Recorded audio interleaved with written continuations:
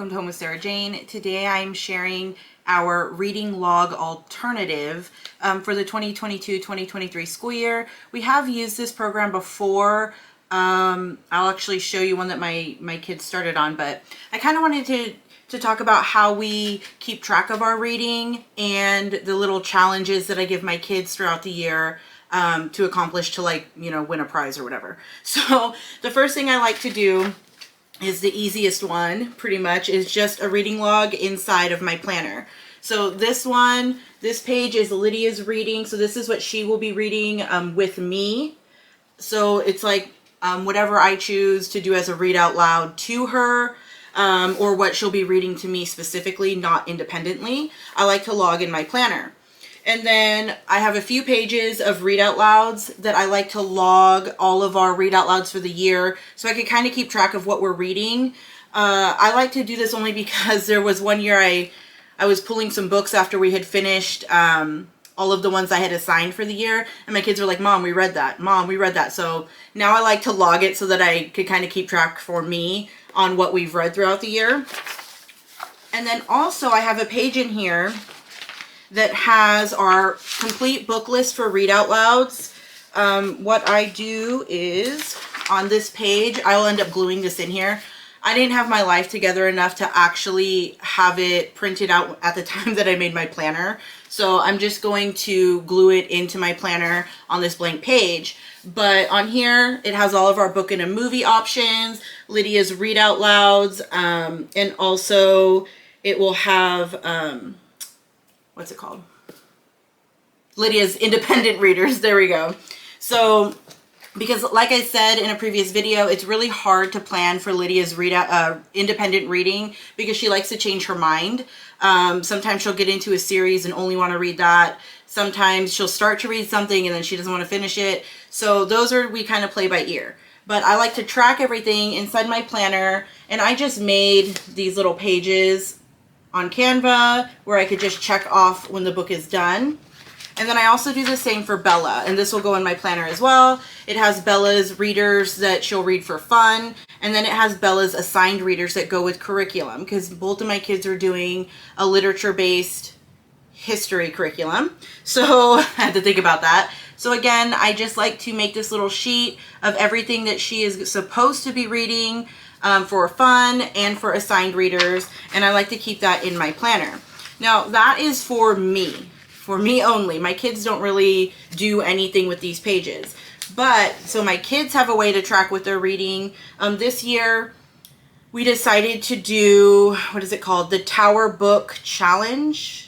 Tower of Book Challenge. What is it called? Yeah, the Tower of Book Challenge. Sometimes we'll do, what are they called? Reading chains. I have a video on that. Sometimes we'll do reading chains. I'll link it in the description box if you want to see that video. But this year we wanted to do something a little bit different. So we're doing the Tower of Book Challenge. Now I found this PDF on Teachers Pay Teachers, and I'll try and link it in the description box if I can find it. But when you purchase it, you get these like templates that you can print out. And it has a 20, 30, or 40 book challenge. We don't go with like the challenges that they give you. We just have my kids read 20, 30, or 40 books. But they do have some ideas that you can use. But you just print these out. This one is for the 40 book challenge because that's what my kids will be using this year. And where is it? And then you have these sheets that, you know, track how many books. And what you do is you just glue these templates together to get one long Tower of Book Challenge. So this is what my kids will be using. We keep this on the wall. This is the one for my daughter, from one of my kids last year. We started it last year and they wanted to continue with this one. And you just can, like I said, you can just hang it on the wall, and after they read a book, you just fill out one of these little strips, and then you cut it and you glue it onto your Tower of Book Challenge. What I like about this is that you even have a 3D version if you want to do a 3D version. We did the 2D version where we could just hang this on a wall. But there is a 3D version where you can actually use a template and fold these little books and just stack these little paper books that you fold to have your, you know, tower of books. I kind of didn't want to do that because I figured with my youngest daughter they would get everywhere. But yeah, so this is what we use.